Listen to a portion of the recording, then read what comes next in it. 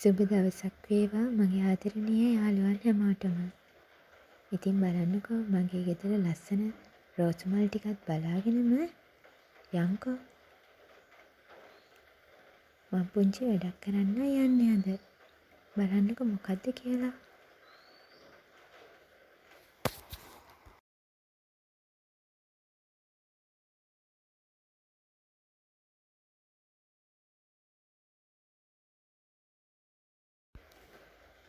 යාළුවනේ මම මෙන්න මෙහෙම පස් ටිකක් එකතු කරගත්තා පුංචි වැඩකට.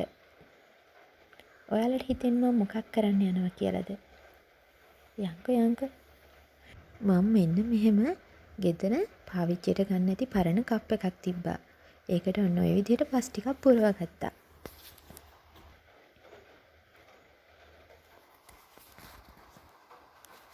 මේ වැඩේට නම් ගොඩාක් පස් ඕනේ මේ ප්‍රමාණය විතරක් තිබ්බොත් ඇති. ඉතින් මම ඒකේ තියෙන ගල් කෑලි රොඩු ඔය ඔක්කොම ඉවත් කරගත්තා.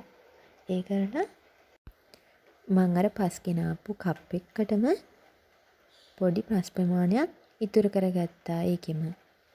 ඒ කරලා මම ඒකට වතුර ටිකක් දාලා ඔන්න ඔහොම කලවම් කරා. පේනවනේ දැන් ඔයාලට. මම දැන් මොකද්ද කරන්න යන්නේ කියලා. මම යන්නේ මගේ මේ ලිප ලස්සන කරගන්න.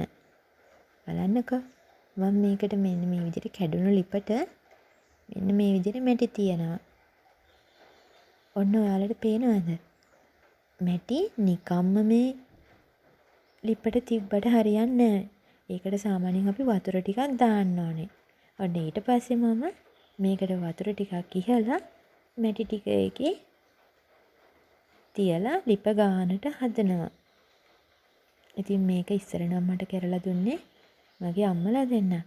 හැබැයි මේ සැරේ මට හිතුණා අලුත් අවුරුද්දට මම්ම තනියෙන්ම මේ ලිප හදා ගන්න ඕනේ කියලා. හැමදාම එයාලට කරදර කරන්න හොඳ නෑනේ. ඔන්න ඔය විදියට මම මගේ කැඩුණු ලිප හදාගත්තා. මම ගොඩක් වෙලාවට මේ ලිප පාවිච්චි කරන්නේ වතුර උණු කරන්නයි. ඒ වගේම ලොකුවට තැම්බෙන්න තියෙන දෙයක් තම්බ ගන්නයි. පොලොස් වගේ අපි මාළුවක් හදනකොට මම වැඩිපුරම ලිපේ තමයි හදන්නේ. ඔන්න ඔය විදියට මම පස් ටික අරගෙන ලිප හදලා ඉවර වුණාට පස්සේ මේ පස් ටිකේ තියෙන රොඩු ටික ඉවත් කරලා මම ඒකට මේ මොනවද දාන්නේ? මේ දාන්නේ යාළුවනේ අලු. ඉතින් මට ගොම හොයාගන්න නැති වුණ හින්දා මම මේකට අලු ටිකක් දැම්මා. මොකද එතකොට ලස්සන පාටක් හැදෙනවා. ඔන්න ඔය විදිහට අලු ටික දාලා මම හොඳට කලවම් කරගත්තා. යාළුවනේ ඔයාලගේ ගෙවල් වලත් මෙහෙම ලිප් තියනවාද තාමත්? සමහරක් ගෙවල් වල නම් දැන් මේ ලිප් හදන්නෙත් නැහැ. ඒ වුණාට මේ ලිප කුස්සියේ තියෙද්දි කුස්සියට හරි අමුතු ලස්සනක් එනවා. මට පේන්නේ නම් ඒ විදිහට. ඒ වගේමයි මේ ලිපේ හදන කෑමත් හරි රසයි. මොකද අපේ අම්මලා අත්තම්මලා ඉස්සර දර ලිප්වල කොච්චර කෑම ಜಾති හදනවද? ඒ වගේ හරි අමුතු රසක් එනවනේ. ඉතින් මාත් හරි ආසයි ඒ රසට. ඔන්න ඔය විදිහට මම ඊට පස්සේ වතුර ටිකක් දාලා මෙන්න මේ මැටි ටික අනාගත්තා. මට ගොඩාක් මැටි ඕනේ නෑ මේකට. ඒකින්ද මම සාමාන්‍ය පොඩි ප්‍රමාණයක් ගත්තේ. ඔන්න ඔය විදිහට මම ඔක්කොම මැටි ටික අනාගෙන ඒකට වතුර ඉහවල් ලිපට. මොකද ගාන්න කලින් වතුර ඉස්සේ නැත්තම් මේ මැටි අල්ලන්නේ නෑ ලිපේ. ඔන්න ඊට පස්සේ මම හොඳට මැටි ටික ගෑවා. මේ තමයි ඉතින් මගේ පළවෙනි අත්දැකීම. අම්මලා තරම් ලස්සනට මට ගාන්න නම් බෑ. හැබැයි මම පුළුවන් උපරිම උත්සාහ කරා මේ ලිප ලස්සනට හදාගන්න. ඉතින් අපි ගෙදර ලස්සන කරගන්න අනිත් දේවල් කරනවා වගේම මේ දේත් අනිවාර්යයෙන්ම කරන්න ඕනේ. මොකද අපි අලුතින් ඇඳුම් ගන්නවා හැමදේම අලුතින් ගන්නකොට අපේ ගෙදරත් මේ විශේෂ තැන අපි අලුත් කරගන්න ඕනේ. මොකද මම මේකේ මට ලිප් දෙකක් තියෙන හින්දා මම මේකේ එක ලිපක් කිරි උතුරන්න තියාගන්නවා. සාමාන්‍යයෙන් මේකේ අත්වලින් ගානකොට විශේෂයෙන් කට්ටිය බය වෙනවා ඇති. මොකද අත් තුවාල වෙයි, අත්වලට විස බීජයයි. නෑ එහෙම කිසි ප්‍රශ්නයක් නැහැ. මම මේ ගාලා හොඳට අත් දෙක හොද ගන්නවා. ඉතින් අපේ අම්මලාත් ඉස්සර ගෑවේ ඒ විදිහටනේ. නේද යාළුවේ? ඔන්න මං අන්තිම ටිකත් ගාලා ඉතුරුණු මැටි ටික මේ විදිහට අයින් කරගත්තා. බලන්නකෝ. දැන් ඔයාලට පේනවා ඇති මම ගාලා ඉවර වෙලා ලිප තියන විදිහ. ඉතින් මම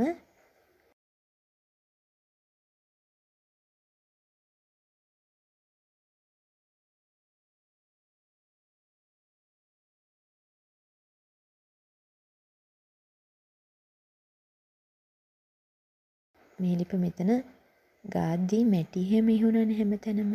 ඒකින්ද මම මේකේ ටයිල් තියෙන චූටි කෑල්ලේ ඒ ටිකත් හොඳට පිහාගත්තා. ඔන්න බලන්නකෝ මගේ වැඩ ඉවර වෙලා මං අත් දෙක හොඳට හොදගත්තා. ඔයාලට පේනවා ඇති නේද? එහෙම කිසි ප්‍රශ්නයක් වෙන්නේ අපි අතින් ගෑවා කියලා. ඔන්න අන්තිමේට මගේ මහත්තයාට කියලා මම තින්ත ටිකක් එතන ගාගත්තා බිත්තියේ. බලන්නකෝ. ඔන්න ඔහම තමයි අන්තිමේටම මේක පේන්නේ. දැන් ලස්සනයි නේද? මට නම් හරි ලස්සනයි. මේ ගැන ඔයාලට මොනවද හිතෙන්නේ යාළුවේ? ඔන්න ඊට පස්සේ ලිප වේලුණාට පස්සේ මම දැන් වතුර එකක් උණු කරගන්නයි යන්නේ. බලන්නකෝ මගේ කුස්සියට හඳ එළියත් වැටිලා තියෙන ලස්සන. කරුවලේ හඳ එළිය හරි ලස්සනට පේනවා.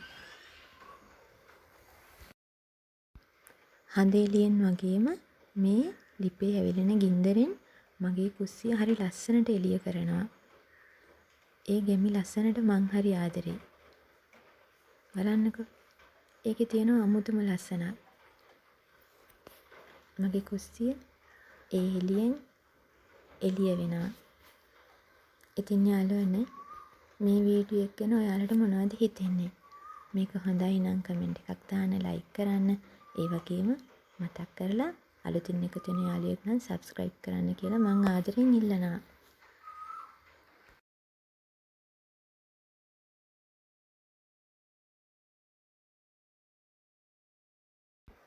එහෙනම් යාළුවනේ මම මෙන්න මෙහෙම වතුර එකක් උණු කරන ගමන් මේ වීඩියෝ එක මෙතනින් අවසන් කරනවා. ඔයාලට සුබ දවසක්. ගිහින් එන්නම්.